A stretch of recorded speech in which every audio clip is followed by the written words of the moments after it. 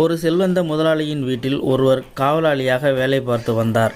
முதலாளி தினமும் வீட்டுக்கு வரும்போது ஓடிச் சென்று வீதி கதவை திறந்து அவருக்கு வணக்கம் சொல்வது அவனது வழக்கம். ஆனாலும் ஒரு நாளேனும் அந்த முதலாளிக்கு பதில் கூறியதே கிடையாது. காவலாளி முகத்தை ஏறெடுத்து பார்ப்பதும் கிடையாது.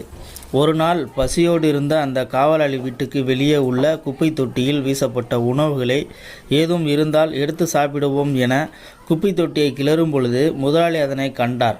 ஆனாலும் வழக்கம் போல எதையுமே கண்டுகொள்ளாமல் சென்று விட்டார். அடுத்த நாள் அதே இடத்தில் காவலாளி உணவை தேடும்போது புதிதாக தயாரிக்கப்பட்ட சுத்தமான உணவுகள் ஒரு பையினுள் காணப்பட்டது. காவலாளி சந்தோஷத்தில் எங்கிருந்து வந்தது என்றெல்லாம் பார்க்காமல் எடுத்துச் சென்றான். இவ்வாறே தினமும் அதே இடத்தில் ஒரு பை இருக்கும். அந்த பை நிறைய உணவுப் பொருட்கள் இருக்கும். அவனும் அதை தவறாமல் எடுத்து தன் மனைவி குழந்தைகளுக்கு கொடுத்து வந்தான். இருந்தாலும் எந்த முட்டாள் இப்படி தினமும் பொருட்களை வாங்கி இங்கே விட்டு செல்கிறான் என மனதுக்குள் ஒரு நகைப்புடன் கூடிய கேள்வியும் வேறு. திடீரென ஒரு நாள் முதலாளி இறந்து விட்டார். வீடு நிறைய முதலாளியின் உறவினர்களும் நண்பர்களும் வந்தனர். அன்று அதே இடத்தில் உணவு பொதிகையை தேடினான். உணவு இருக்கவில்லை. ஒருவேளை பார்க்க வந்தவர்கள் யாரேனும் எடுத்திருக்கலாம் என நினைத்து விட்டான். இரண்டாவது நாள் பார்க்கிறான், அந்த இடத்தில் உணவு பை இல்லை. மூன்றாம் நாள், நான்காம் நாள் என பார்க்கிறான், உணவு பை இருக்கவில்லை. இப்படியே சென்றதால் அந்த காவலாளிக்கு தன் குடும்பத்துக்கு உணவளிக்க பெரும் சிரமமாய் போயிற்று. உடனே தனது முதலாளி அம்மாவிடம் போய் சம்பளத்தை உயர்த்தவும், இல்லையெனில் வேலையை விட்டு நான் சென்று விடுவேன் என்று கூறினான். அதற்கு முதலாளி அம்மா மறுத்துவிட்டார். வேறு வழி இல்லாமல் வீதியோரம் எடுக்கும் உணவு பை கதையை, அது இல்லாததால் தன் குடும்பம் படும் அவஸ்தையும் சொன்னான். உடனே முதலாளி அம்மா கேட்டார், எப்போதிலிருந்து உணவு பை இல்லாமல் போனதென்று. அதற்கு அவனும் முதலாளி இறந்த நாளிலிருந்து என சொன்னதும் முதலாளி அம்மா ஓ என அழத் தொடங்கினார். இதனை பார்த்து கவலையடைந்த காவலாளி, சம்பள உயர்வுலாம் வேண்டாம்மா, நான் இங்கேயே வேலை செய்கிறேன், அழுவதை நிறுத்துங்கள் என கூறினான். அதற்கு முதலாளி அம்மா, நான் அதற்கு அளவில்லை.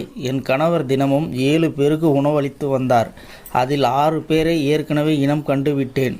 7ஆம் நபரைத்தான் இத்தனை நாளாக தேடிக்கொண்டிருந்தேன். 7வது நபர் நீதான் என தெரிந்து கொண்டதும் சந்தோஷத்தில் அழுகிறேன் என்றாள். நான் தினமும் தவறாமல் வணக்கம் சொல்லியும் ஏறெடுத்து கூட பார்க்காத நம் முதலாளியா இப்படி நமக்கு உணவு தந்தார் என நம்பியும் நம்பாமலும் யோசித்தபடியே அவன் சென்றான். அடுத்த நாளிலிருந்து முதலாளியின் மகன் தினமும் காவலாளியின் வீடு தேடி வந்து உணவு பையை காவலாளியின் கையிலே கொடுத்து சென்றான். காவலாளி நன்றி சொல்லியும் முதலாளி மகன் அதற்கு பதில் சொல்லாமலேயே செல்வான், அவனது தந்தை போலவே. ஒரு நாள் இப்படித்தான் முதலாளியின் மகன் வீடு தேடி வந்து கையில் உணவு பையை கொடுக்கும்போது வழக்கம் போல நன்றி சொன்னான் காவலாளி. அதற்கு அங்கிருந்து எந்த பதிலும் இல்லை. பொறுமையை இழந்த காவலாளி மிகவும் உரத்த குரலில் நன்றி சொன்னான். திரும்பி பார்த்த அந்த சிறுவன், எனக்கு என் தந்தை போல காது இரண்டும் கேட்காது என்று சொல்லிவிட்டு திரும்பி போனான். நாமும் இவ்வாறு தான் அடுத்தவரது நிலைமையை புரியாது பார்த்த மாத்திரத்திலேயே அவர்களை தவறாக முடிவெடுத்து விடுகிறோம். அடுத்தவரது நடவடிக்கைகளுக்கு பின்னால் ஒளிந்துள்ள உண்மைத்தன்மையை அறியாமல். இந்த கதையிலிருந்து 2 விடயங்களை எடுத்துக்கொள்ளலாம். 1, எதையும் யாரையும் பார்த்த மாத்திரத்திலேயே நம்பி முடிவெடுக்கக்கூடாது. 2, நாம் சந்திக்கும் ஒவ்வொரு மனிதர்களும் வெவ்வேறு விதமான போராட்ட களத்தில் வாழ்ந்து கொண்டுதான் இருக்கிறார்கள்.